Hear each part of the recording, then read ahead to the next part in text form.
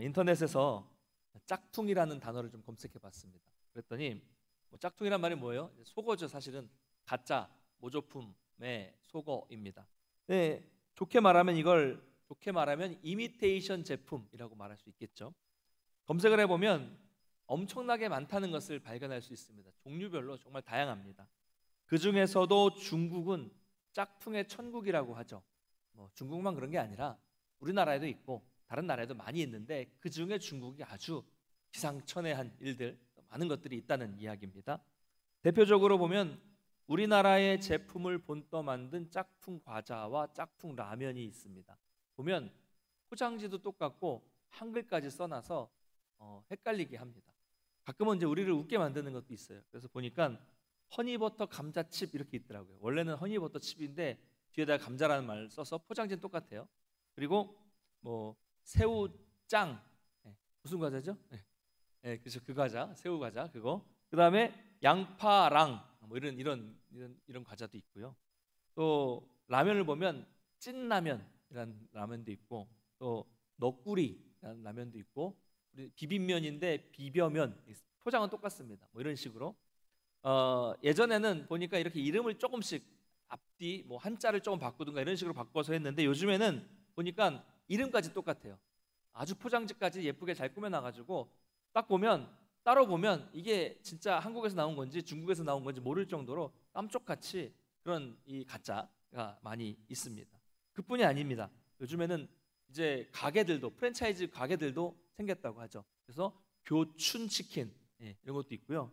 롯디리아 이런 것도 있고 한글로 써 있어요. KFC인데 KFG라고 돼 있고 설빙 아시죠? 설빙 대신 거꾸로 바꿔서 빙설 혹은 또 설빙이 한자잖아요. 근데 빙자하고 림자하고 비슷하니까 설림이라는 것도 있고 모양은 똑같습니다. 간판 모양은 똑같습니다.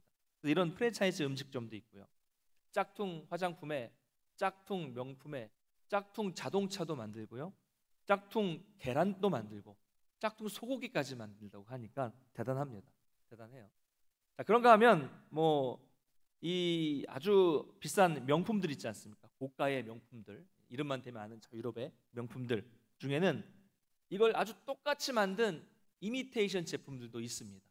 보면 그래서 가끔 우리 TV 보면 가짜를 팔다가 잡혔다 이런 거 나오잖아요. 그런데 그 중에서도 그런 이 이미테이션 제품들에도 등급이 있다고 하죠. 그래서 S급, A급, B급, C급 이렇게 나뉜다고 합니다. 그런데 그 중에서도 S급은 전문가가 봐도 구별하기 힘들 정도로 아주 정교하게 만들었고 가격도 진품에 비하면 조금 싸지만 그래도 가짜인데도 엄청나게 비싼 돈으로 팔고 있고 또 그것을 사는 사람들도 많이 있다는 기사를 본 적이 있습니다. 대단하죠? 잘 이해는 안 되시는 분들도 계시겠지만 그렇게 정교하게 만들 수 있다는 것도 대단하지만 또 그런 가짜를 비싼 돈을 주고 산다는 게 참 씁쓸하게 느껴지는 그런 일이기도 합니다. 자, 이렇게 우리 주변에는요 일반적인 제품들에도 가짜가 짝퉁이 유사품 거짓이 많이 있습니다. 그래서 우리는 어떤 물건을 사면 이게 진짠가 가짜인가 봐야 되잖아요. 그렇죠? 그래서 막 어떤 홈페이지 확인해 보기도 하고 이게 진짠가 가짜인가 확인하면서 분별할 필요가 있습니다. 일상생활에서도. 자, 그렇다면 왜 이렇게 유사품, 짝퉁, 모조품들이 많은 것일까요? 여기엔 아주 중요한 원리가 하나 있습니다.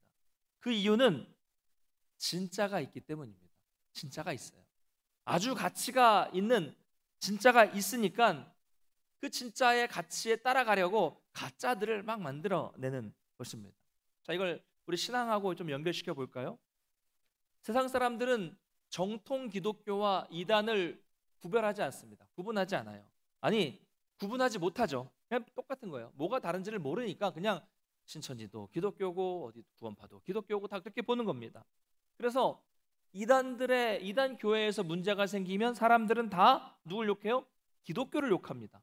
우리가 아니 거기는 우리 교회가 아니라 정통 교단이 아니다라고 말을 해도 사람들이 볼 땐 그냥 똑같은 교회고 똑같은 기독교인 거죠. 그러면서 이렇게 말합니다. 왜 그렇게 다른 종교는 없는데 기독교만 이단이 그렇게 많냐라고 말씀하시는 분들이 많습니다. 그래서 기독교를 욕하죠. 맞습니다. 불교에선 이단이 별로 없어요. 있긴 있는데 별로 없고요. 다른 종교는 별로 없는데 기독교에서 파생된 이단 사이비가 압도적으로 많습니다. 정말 많아요. 다 교회, 하나님, 예수님, 성경 이런 걸 가지고 말하는 그런 이 기독교에서 파생된 이단 사이비가 제일 많습니다. 엄청 많습니다. 근데 왜 그럴까요? 왜 기독교만 이렇게 가짜가 많습니까? 짝퉁이 많습니까? 역으로 따지자면 기독교가 진짜이기 때문입니다. 할렐루야. 진짜니까 가짜가 많은 거예요. 그래서 저와 여러분은 그 수많은 짝퉁, 가짜 종교가 아닌 진짜 기독교 안에 이렇게 들어와 있으니 여러분 얼마나 이게 감사한 일입니까? 여러분 감사하죠? 여러분 이단에 빠진 사람들 보면요, 처음에 신앙생활 하고 싶어서 교회를 갔는데 그 교회가 이단인 교회예요. 그러니까 아무것도 모르고 배우니까 이단을 배우고 가족들까지 다 이단에 빠진 사람들도 있습니다. 그렇게 보면 우리는 참 감사한 일입니다. 정통교단, 건강한 교회 안에 들어와서 이렇게 믿음 생활하고 있다는 것은 하나님의 은혜요, 정말 감사한 일이다라고 말씀을 드릴 수 있습니다. 자, 그렇다면 우리는 그 수많은 가짜들을 어떻게 구분할 수 있을까요? 수많은 가짜 제품들을 어떻게 구분할 수 있습니까? 그 수많은 가짜 종교들을, 이단들을 어떻게 분별할 수 있습니까? 여러분, 우리는요, 세상에 나오는 그 많은 가짜들을 다 일일이 연구할 필요 없습니다. 일일이 그 가짜들을 연구해서 이게 가짜고 이게 진짜다라고 구분할 필요 없습니다. 그건 전문가에게 맡기는 거예요. 가짜 제품도 전문가에게 맡기는 거고 가짜 종교도 이단을 연구하는 분들한테 맡기는 겁니다. 우리는 그걸 다 할 수 없습니다. 그렇죠? 하루에도 뭐 몇 달, 1년에도 몇 개씩 생겼다가 사라지는 그런 가짜들 또 생기는데 어떻게 그걸 우리가 매번 볼 수가 있겠습니까? 그러므로 유일한 방법은 진짜를 제대로 아는 겁니다. 진짜를 보는 거죠. 성경을 통해서 진짜 신앙이 무엇인지를 제대로 알면 진짜가 아닌 것들, 짝퉁, 가짜인 것들은 우리가 다 말씀을 통해서 분별해낼 수 있는 능력이 생기는 거죠. 지난 시간부터 우리는 예수님의 산상설교 마지막 부분을 좀 살펴보고 있습니다. 계속해서 예수님은 대조를 통해서 비교하고 계시죠. 지난 시간에는 좁은 길과 넓은 길을 통해서 말씀하셨고 오늘은 가짜와 진짜, 나쁜 나무와 좋은 나무에 대해서 설명을 하십니다. 먼저 예수님은 오늘 본문에서 거짓 선지자들을 삼가라 라고 말씀하십니다. 그 이유가 다음에 나타나고 있는데요, 우리 15절 말씀을 같이 한번 읽어보겠습니다. 7장 15절 같이 읽겠습니다. 시작. 거짓 선지자들을 삼가라. 양의 옷을 입고 너희에게 나오나 속에는 노략질하는 일이라. 아멘. 자, 거짓 선지자를 삼가야 되는 이유는 그들은 겉으로는 양의 옷을 입고 순한 양처럼 보이지만 사실은 노략하는 이리이기 때문이다 라고 말씀하고 있습니다. 차라리 처음부터 이리의 모습으로 나타났다면 다른 사람들이 조심하고 다 경계하잖아요. 그래서 피해가 적을 것입니다. 그러나 양인 것처럼 속이고 들어왔기 때문에 나중에 결정적인 순간에 그 일이라는 정체를 확 드러냈을 때 피해가 더 큰 것이죠. 마치 S급 짝퉁, 모조품처럼 정말 구별하기 힘들기 때문에 생기는 피해가 나중에 더 커지는 것입니다. 이것은 여러분 우리 신앙의 아주 중요한 경고입니다. 왜냐하면 이 거짓 선지자들이 하는 일이 아주 위험한 일이기 때문에 그렇습니다. 그들은 하나님의 사람인 것처럼 하나님의 뜻을 전하는 것처럼 교묘하게 속여서 결국에 그들이 인도하는 바는 우리를 멸망의 길로 인도하기 때문에 아주 위험한 것입니다. 거짓 선지자는 한 사람, 한 영혼, 한 개인만 무너뜨리는 것이 아니라 공동체까지 흔들 수 있기 때문에 우리는 이 문제는 매우 중요한 문제라고 말씀을 드릴 수 있습니다. 자, 먼저 우리는 여기에서 그래서 이 거짓 선지자가 뭐냐, 거짓 선지자는 어떤 사람인지에 대해서 먼저 생각해 보기를 원합니다. 첫째, 그들은 말 그대로 거짓 예언을 하는 사람들을 말합니다. 거짓 예언이 뭐죠? 하나님께 받지 않았으면서 하나님의 말씀이 아닌데도 하나님이 말씀하셨다고 거짓으로 말하는 사람입니다. 사실은 자기 속에 있는 자기 생각을 말하는 건데 거기에다가 하나님의 이름을, 하나님의 말씀을 빙자해서 말하는 거짓된 말을 하는 사람들이 거짓 선지자, 거짓 예언입니다. 여러분, 그런 사람들은요, 과거로부터 지금까지 아주 많이 있어 왔고 오늘날도 있습니다. 약간 다른 측면이지만 오늘날에는 자기 주장, 자기 생각, 자기 뜻을 관철시키기 위해서 하나님의 뜻을 앞세우고 하나님 말씀하셨다고 말씀이라고 앞세우면서 교회 일을 하는 사람도 있습니다. 또한 교회 밖에서는요, 자기의 어떤 정치적인 승리, 어떤 표를 얻기 위해서 하나님의 뜻, 하나님의 말씀을 말하면서 거기에다가 정치 이념을 섞어버리는 사람도 있습니다. 정치 이야기는 따로 하지 않겠지만 정치에 신앙을 이용하는 것은 정말 질이 나쁜 겁니다. 정치, 자기 표를 위해서 하나님을 이용해 먹는 거잖아요. 우리는 정말 이런 부분에 있어서 잘 분별할 수 있어야 되죠. 자, 두 번째, 거짓 선지자는 번영신학, 기복신앙을 강조하는 사람들입니다. 예수 믿으면 부자 된다, 예수 믿으면 성공한다, 예수 믿으면 병도 낫고, 예수 믿으면 만사가 다 형통해지고, 예수 믿으면 교회 다니면 다 잘 된다. 어렸을 때부터 제가 부흥사들로부터 이런 이야기를 참 많이 들었습니다. 나중에 점점 커가면서 성경을 보니까 성경 안에는 예수 믿으면 무조건 다 잘 된다는 이야기가 없더라고요. 없습니다. 그리고 또 신앙생활 하다 보니까 예수 믿는데 가난하게 사는 사람이 있어요, 없어요? 있습니다. 예수 믿는데 실패하는 사람도 있고요. 교회 다니는데 병에 걸리기도 하고, 열심히 교회를 다니는데 어려움을 겪는 사람들을 보게 되니까, 또 성경을 보게 되니까 어릴 때 들었던 그런 이야기는 다 거짓이라는 것을 깨닫게 되었습니다. 여러분, 예전에 일부 잘못된 신학을 가지고 있었던 부흥사들의 말이 점점 커가면서 사실이 아니라는 것을 깨달았을 때 어땠을까요? 저처럼 그래도 모태신앙인 사람들이나 또 신앙이 어느 정도 괜찮은 사람들이라면 그래도 사실 그런 얘기 듣고 그거 아니었구나라고 알면서 교회 안에 남아있지만, 진짜로 교회를 번영을 위해서, 복을 위해서, 잘 살기 위해서 이 신앙생활을 시작한 사람들은요, 다 실망하고 다 떠났습니다. 당연하죠. 교회 다니면 잘 산다고 했는데 아니니까, 가난해지니까. 교회 하면 모든 게 다 형통한다고 했는데 안 되니까 당연히 떠나는 것이죠. 기대하는 것이 무너지고 실망하면 이거 아니구나 라고 생각하고 떠나게 되는 겁니다. 그런 면에서 우리는 옛날에 복음을 잘못 전했어요. 그렇죠? 복음을 그렇게 전하는 사람들이 있었습니다. 복음이 아닌데 그렇게 교회 오라고 전도를 한 적이 많이 있었어요. 예전만 그렇습니까? 오늘날도 그렇습니다. 오늘날도 이런 기대를 하고 들어온 사람들은, 교회에 다른 걸 기대하고 들어온 사람들은 결국 다 떠나게 되어 있습니다. 자, 그러면 우리는 이것을 어떻게 분별할 수 있을까요? 쉽지는 않지만 반드시 분별해야 됩니다. 말씀을 통해서 제대로 배워야 되죠. 교리대학을 하고 큐티 학교를 하고 제자 훈련을 하는 것이 다 이유가 있는 거예요. 사실은 오늘날 목회자도 그렇고요, 우리 성도들도 과거 우리 한국의 초대 교회라든가 또 성경에 말하는 초대 교회 1세기 이런 교회에 비하면 목회자도 그렇고요, 성도들도 그렇고 수준이 정말 많이 낮아졌습니다. 저도 목회자로 참 부끄러운데 낮아졌어요. 지식적으로도 참 이 하나님을 아는 지식이 별로 없고요, 삶의 측면에서도 그렇습니다. 이 부분은 우리가 정말 심각하게 고민해 보아야 할 문제입니다. 예수를 믿으면, 예수를 믿기만 하면 구원을 받는다, 믿기만 하면 다 된다 라는 정말 반쪽짜리 복음만 그동안 너무 강조되어 왔습니다. 성도들은 어떻게 생각합니까? 이런 생각들을 하고 있는 거예요. 아니, 그냥 믿으면 되는데 여기서 뭘 또 배워? 훈련은 왜? 나 믿는데. 이런 거예요. 또 나는 이미 믿어서, 믿으면 구원 받는다는 말 맞죠? 믿어서 구원 받았는데, 이미 난 구원 받았는데 뭘 그렇게 힘들게 살아? 그냥 적당히 살면 되지? 이러면서 신앙의 수준도, 삶의 수준도 너무 낮아진 거예요.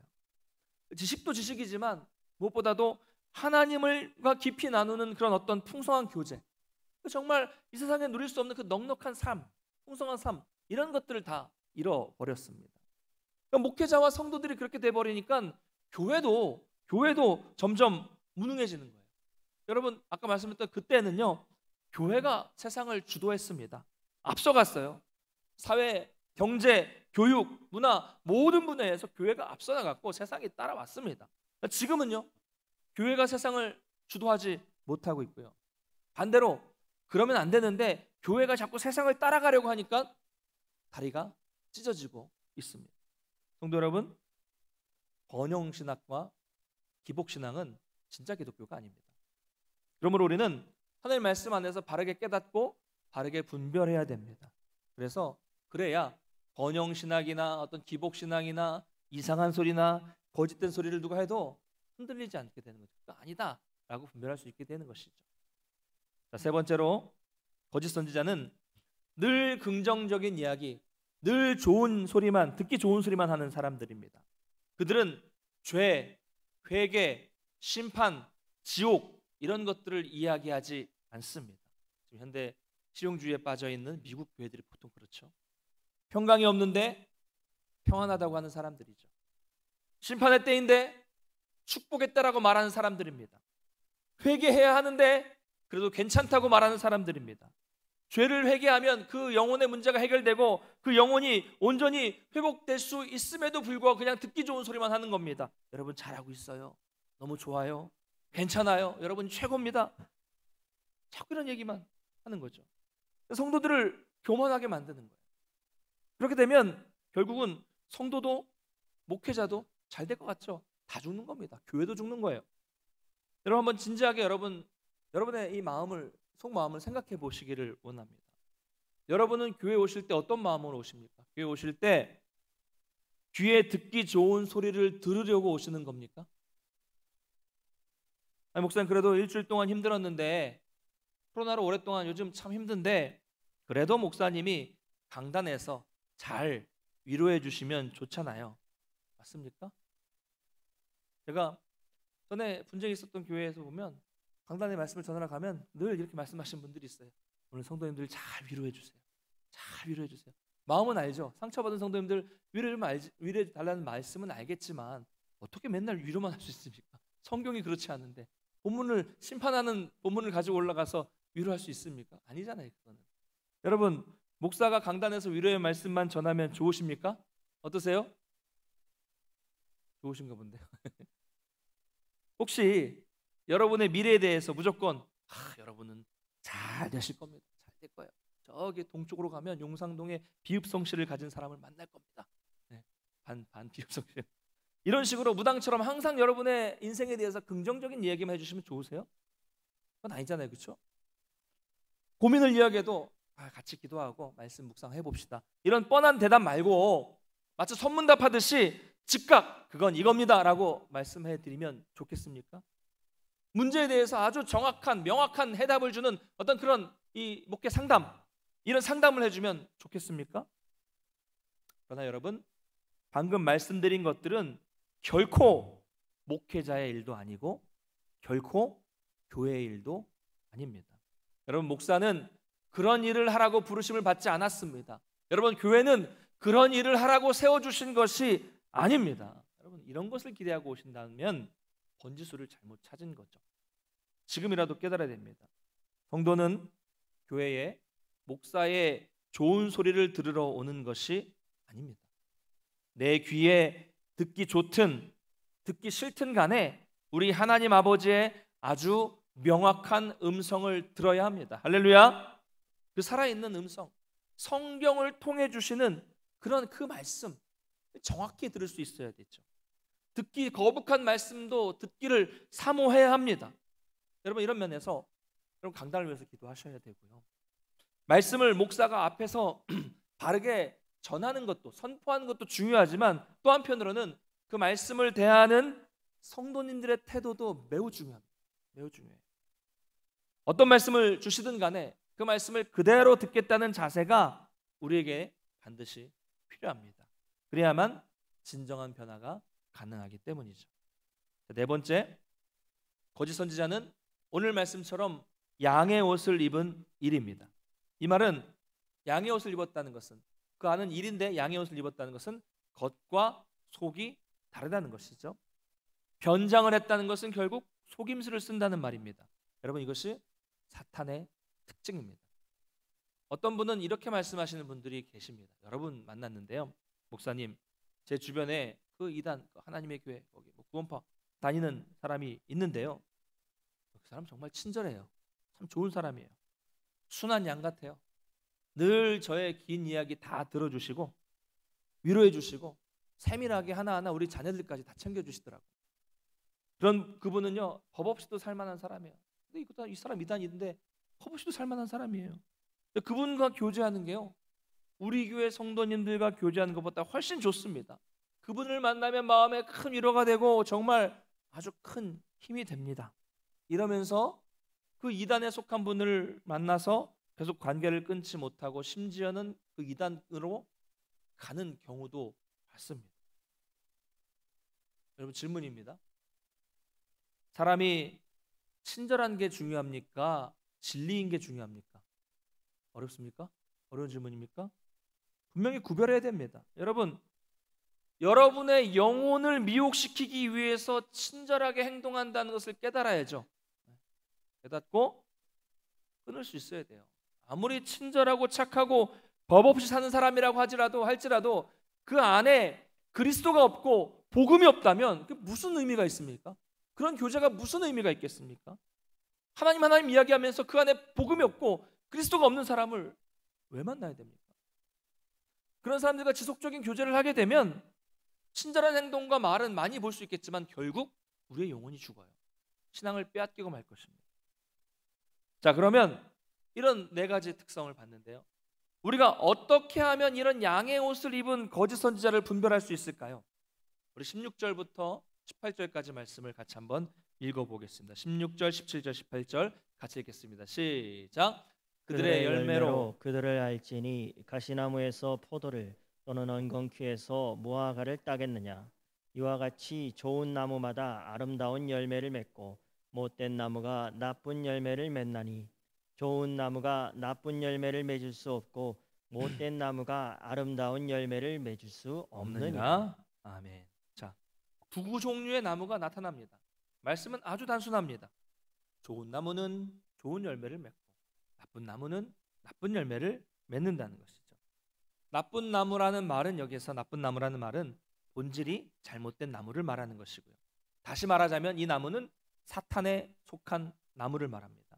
반대로 좋은 나무는 이 내면 본질이 좋은 나무를 말하는 것이고 하나님께 속한 나무를 말합니다. 핵심은 뭐예요?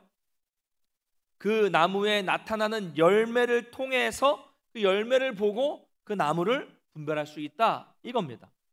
이리가 양의 옷을 입고 양의 무리에 막 섞여 있으면 구분하기 어렵습니다.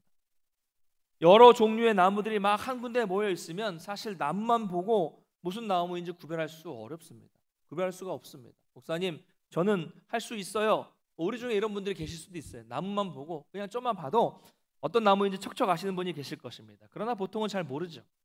그런데 잘 모르다가 그 나무에 열매가 하나 둘씩 맺히게 되면 우리는 그 열매를 딱 보고 이 나무가 어떻구나라는 것을 알 수 있다라는 것이죠. 이 나무가 좋은 열매를 맺는 것을 보니까, 저 아름다운 열매를 맺는 것을 보니까 저 나무는 좋은 나무구나. 이 나무는 나쁜 열매, 이상한 열매를 맺는 것을 보니까 이 나무는 나쁜 나무구나. 이렇게 열매를 보고서 그 나무가 좋은 나무인지 나쁜 나무인지를 판단하게 되는 것입니다. 마찬가지입니다. 여러분, 어떤 사람이 말하는 것, 글 쓰는 것, 평소에 보이는 그런 외적인 모습을 가지고 그 사람이 어떤 사람인지 알 수 없습니다. 여러분, 말 잘하는 사람은 얼마나 많아요? 글 잘 쓰는 사람은 얼마나 많습니까? 겉으로 보일 때 멀쩡하고 멋있어 보이는 사람은 얼마나 많습니까? 근데 그걸 가지고 우리가 그 사람을 판단할 수 없습니다. 그런데 우리는 그 사람의 삶에 과연 좋은 열매가 맺히고 있는가? 그 사람의 삶의 모습들을 쭉 보니까 좋은 열매가 그 사람의 삶 속에 맺히고 있는가? 아니면 나쁜 열매가 맺히고 있는가를 통해서 그 사람을 판단할 수 있는 것이죠. 그렇게 오랫동안 신앙생활을 했는데 과연 그 사람의 삶 속에 사랑의 열매가 나타나고 있는가? 섬김의 열매가 나타나고 있는가? 기쁨의 열매, 선한 열매, 저 사람을 통한 전도의 열매가 나타나고 있는가? 이런 것들을 보게 된다는 거죠. 특별히 우리는 성령의 열매를 통해서 그 사람이 어떤 나무인가를 판단할 수 있습니다. 갈라디아서 5장 22절 23절 말씀을 같이 읽어보겠습니다. 같이 읽겠습니다. 시작. 오직 성령의 열매는 사랑과 희락과 화평과 오래 참음과 자비와 양선과 충성과 온유와 절제니 이 같은 것을 금지할 법이 없느니라. 아멘. 우리가 잘 아는 성령의 9가지의 열매를 말하고 있죠. 가만히 보시면 이 9가지의 모든 열매가 사람의, 우리의 성품과 관련되었다는 것을 발견하실 수 있을 겁니다. 성품, 성령의 열매는 우리의 인격, 우리의 성품을 말하는 것입니다. 그리고 이 성령의 열매는 한 사람에게, 한 성도에게 이 9개 중에서 한 개만 있어야 된다는 것은 그런 의미가 아니라 성도 한 사람에게 이 9가지 열매가 모두 다 맺히도록 열매를 맺어야 한다라는 그런 의미입니다. 그래서 우리가 그 사람의 말과 행동이 중요한 게 아니라 그 사람이 살아온 모든 것들을 통해서 정말로 이런 성령의 열매가 맺히는 사람을 보면서 야, 저 사람은 저런 성령의 아름다운 열매가 맺히는구나, 이것을 보면서 그 사람이 정말 좋은 나무라는 것을 알 수 있는 것입니다. 반대로 아무리 좋은 말, 그런 좋은 글 많이 쓴다고 할지라도 그 사람의 이 지나온 날들을 쭉 보니까 그 사람에게 계속 미움의 열매가 맺히고, 그래서 그 사람이 가는 곳마다 다툼이 생기고 시기가 생기고 분쟁이 생기고 싸움이 나는 이런 열매가 나타난다면 우리는 그 사람이 나쁜 나무라는 것을 알 수 있다라는 것이 바로 오늘 말씀의 핵심입니다. 여러분, 이런 사람은 교회 안에 있다고 할지라도 나쁜 나무입니다. 여러분, 우리는 보통 일반적으로 생각할 때 교회 안에 있는 사람이 아니라 교회 바깥에 있는 하나님을 모르는 사람들이, 불신자들이 위험하다고 생각할 수 있지만 더 위험한 사람은요, 교회 안에 있는 불신자입니다. 교회 안에 있는 불신자예요. 교회 안에 무슨 불신자가 있냐고요? 여러분, 교회는 다니지만 그 사람의 안에 하나님이 없을 수 있습니다. 있어요. 어떻게 합니까? 열매로 알 수 있다. 열매로. 여러분, 이 말씀은 아주 심각하고 무서운 말씀입니다. 우리 19절 말씀을 같이 한번 읽어보겠습니다. 7장 19절 같이 읽겠습니다. 시작.